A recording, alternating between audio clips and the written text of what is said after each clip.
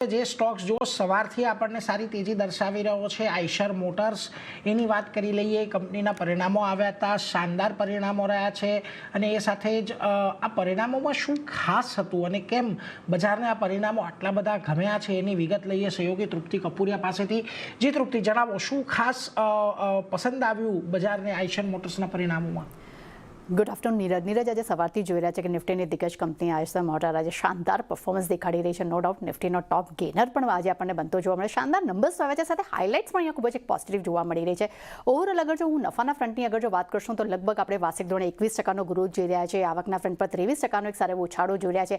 EBITDA અને margins પણ અહીંયા આપણને સારા એવા સુધરતા જોવા મળી રહ્યા છે. પરંતુ ખાસ કરીને સૌથી અગત્યનું એ છે કે કંપનીનું જે રોયલ એનફિલ્ડનું વેચાણ જે છે અહીંયા ત્યાં આપણને 21% અહીંયા વધતું જોવા મળી રહ્યું છે. અને અગર જો હાઇલાઇટ્સની વાત કરશું તો સૌથી અગત્યની એ વાત એ છે કે અહીંયા મિડલ સાઇઝ મોટરસાઇકલ સેગમેન્ટમાં અહીંયા માર્કેટ શેર્સમાં એક સતત અહીંયા આપણને ગ્રોથ જોવા મળી રહ્યો છે. એટલું જ નહીં, Q3માં રોયલ એનફિલ્ડે લગભગ અહીંયા 88.9% માર્કેટ શેર અહીંયા કંપનીએ હાંસલ કર્યા છે. એટલું જ નહીં, Q4માં પણ મેનેજમેન્ટને આજે મોમેન્ટમ જે છે તે યથાવત રહેવાના તેવું અનુમાન રાખી રહ્યા છે.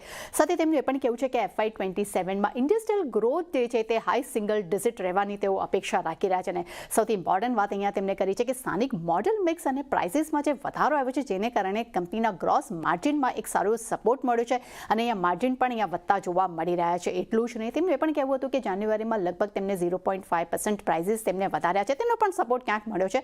અને સૌથી ઇમ્પોર્ટન્ટ અહીંયા વાત તેમને કરી છે એ છે તામિલનાડુ યુનિટની. તામિલનાડુના તેમના 4 યુનિટ જે છે તેમાં ખાસ કરીને બ્રાઉનફિલ્ડ વિસ્તાર માટે તેમને 958 કરોડના તેમને કેપેક્સને અહીંયા મંજૂરી મળી છે. અને મંજૂરી બાદ FY28 સુધીમાં લગભગ જે તેની વાર્ષિક ઉત્પાદન ક્ષમતા જે છે તે 2 મિલિયન યુનિટ સુધી થવાની પણ તેઓ અપેક્ષા રાખી રહ્યા છે.